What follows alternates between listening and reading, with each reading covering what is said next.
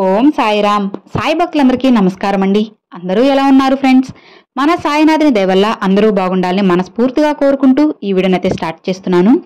ఇక ఈరోజు వీడియోలో బాబా గారు ఏం చెప్తున్నారంటే, తల్లి, నువ్వు నన్ను అస్సలు పట్టించుకోవడం లేదు కదా, నన్ను చూసి కూడా చూడనట్టు వెళ్ళిపోతున్నావు కదా. ఆగు బిడ్డ, ఈరోజు నీకోసమే ఈ వార్తను తీసుకొచ్చాను, ఆనందంగా స్వీకరించు అని బాబాగారితో చెప్తున్నారండి. మరి బాబాగారు ఏం చెప్పబోతున్నారో, బాబాగారి సందేశం ఏంటో ఒక్క 2 నిమిషాలు విందామా? తల్లి, ఇప్పుడు నీ మనసు పూర్తి గాయాలతో నీ బాబా మీద కోపంగా కఠినంగా మారిపోయింది కదా. అది నాకు కూడా తెలుస్తుంది. నువ్వు ఈ కఠినమైన బాధలను ఒంటరిగానే భరిస్తున్నావని ఇంకా ఇంకా కృంగిపోతున్నావు కదమ్మా. బాధపడకు బిడ్డా, నీకు తోడుగా నేనున్నాను కదా. అసలు నీకు ఎంతో ధైర్యంతో ఉన్నావు కదా. అలాంటి నీకు ఇప్పుడు ఏమైంది చెప్పు? అసలు నువ్వు ఒంటరివి అని ఎందుకు అంతలా బాధపడుతున్నావు? నేను లేనా నీకు? నేను ఎల్లప్పుడూ నీతోనే ఉంటాను. బాధపడకమ్మా. నీ అన్ని కష్టాల నుంచి, బాధల నుంచి నువ్వు బయటపడేలా చేస్తాను. అందుకోసం నువ్వు నాపై నమ్మకంతో ఉండు చాలు. సాయి, నువ్వు నన్ను పిలవగానే నీ పూర్తి బాధ్యత నేను మోస్తానమ్మా. నీ కన్నీటిని నేను తుడుస్తాను కదా. ఒకటి గుర్తుంచుకో బిడ్డా, నేను ప్రతిరోజు నీకు చెప్పేది ఒట్టి మాటలే కాదు, అనుగ్రహ వాక్కులు కూడా కాదు. నేను చెప్పేది దైవవాక్కు బిడ్డా. నువ్వు ఈ దైవవాక్కు శక్తి తెలియకుండా అనవసరంగా భయపడుతున్నావు. నన్ను పూజించి తండ్రిలా భావించి ఇంట్లో వ్యక్తిగా అనుకునే వారికి నేను ఎప్పుడూ కాపలాగా ఉంటాను. మీరు నన్ను విగ్రహంలా పూజిస్తే నేను మీకు అలానే కనిపిస్తాను. అలా కాకుండా నన్ను జీవమున్న మనిషిలా భావిస్తే మీకు మంచి చెప్పే గురువుగా మారుతాను, మీ ఇంట్లో వ్యక్తిగా మారుతాను.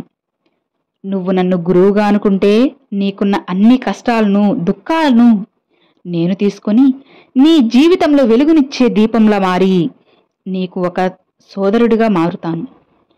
నీ జీవితాన్ని పూర్తిగా వెలుగులో నింపుతాను. నీ గురువుగా అవతరిస్తాను. మరి ఇదంతా ఎప్పుడు జరుగుతుందో తెలుసా? నీ సాయి చెప్పేది దైవవాకు, ఇది తప్పక జరుగుతుంది అని నువ్వు నమ్మితేనే ఇవన్నీ జరుగుతాయమ్మా.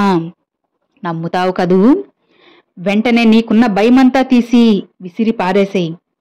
నా బాబా నాకు ప్రమాణం చేశారు, ఇక నాకు ఎలాంటి దిగులు లేదు అని నీ భయానికి చెప్పి నువ్వు ధైర్యంగా ఉండు. అప్పుడే నువ్వు ఆనందంగా జీవించగలవు. నువ్వు నా వాక్కులు ఎలా అయితే తీసుకుంటావో అవి అలానే ఫలిస్తాయి. బాబా ఏం చేయలేరు అనుకుంటే నేను మాత్రం ఏం చేయగలను చెప్పు తల్లి. ఇప్పుడు నేను నిన్ను కష్టపెడుతున్నానని బాధపడకు.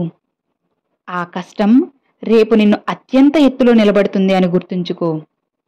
నీకు వెంటనే బాధలు వస్తున్నాయంటే దాని అర్థం ఏంటో తెలుసా? అతి త్వరలోనే నువ్వు అంతులేని ఆనందాన్ని పొందబోతున్నావని గుర్తుంచుకో. ఒకటి చెప్పనా? నన్ను నువ్వు కలిసినప్పుడే నీ బాధలన్నీ సగం తగ్గిపోయాయి. ఇక నువ్వు నన్ను నమ్మడం మొదలు పెట్టగానే నీకు మంచి కాలం కూడా ప్రారంభమైపోయినట్టే. నువ్వు నా దగ్గర శరణాగతి పొందినప్పుడే నేను నీ కష్టాలను వేళ్లతో సహా పీకి పారేశాను. ఇప్పుడు నువ్వు అనుభవిస్తున్నది కేవలం కొన్ని కర్మ ఫలితాలు మాత్రమే. ఒకరోజు నా ఈ మాటలన్నీ దైవవాకులుగా నిన్ను చేరుతాయి బిడ్డా. ఇక నీకు మంచి కాలం ఆరంభమైంది అని తెలుసుకో. అనుకున్న అందరూ నా మాటలు వినలేరు బిడ్డా. ఈ విషయం నీకు కూడా తెలుసు కదా. కానీ ఇప్పుడు నా ఈ మాటలు నువ్వు వింటున్నావంటే అది ఎంత దైవాజ్ఞను గుర్తుంచుకో. నీకు అతి త్వరలోనే ఒక అందమైన బహుమతిని అందిస్తానమ్మా. అది త్వరలోనే నీ దగ్గరకు వచ్చి నీ కన్నీళ్లను, కష్టాలను పోగొట్టి నీకు ఆనందాన్ని ఇస్తుంది.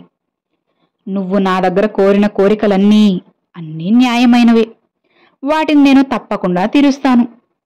ధైర్యంగా ఉండు బిడ్డా. ఈ రోజు నుంచి ప్రతిరోజు నీ జీవితంలో కొన్ని మార్పులు కల్పిస్తాను. వాటిని కొద్దిగా గమనిస్తూ ఉండు. నీ కలలన్నీ తీరుస్తాను కదా. అందుకే ఈ దైవ వాక్కులను నీకు అందిస్తున్నాను. ఇక ప్రశాంతంగా ఉండు బిడ్డ. నీ సాయి తండ్రి నీకు ఎల్లవేళ్ళ తోడు ఉండగా నీకెందుకు తల్లి భయం, ధైర్యంగా ఉండు అని బాబాగారితో చెప్తున్నారండి. చూశారు కదండి, ఈరోజు బాబాగారు పంపిణీ మంచి సందేశం మీ అందరికీ నచ్చింది అని అనుకుంటున్నాను. నచ్చితే లైక్ చేయండి, మరికొంతమంది సాయి భక్తులకు షేర్ చేయండి. ఫస్ట్గా మన ఛానల్ చూసేవాళ్ళు సబ్స్క్రైబ్ చేసి సపోర్ట్ చేయండి friends. Thanks for watching. Om Sairam.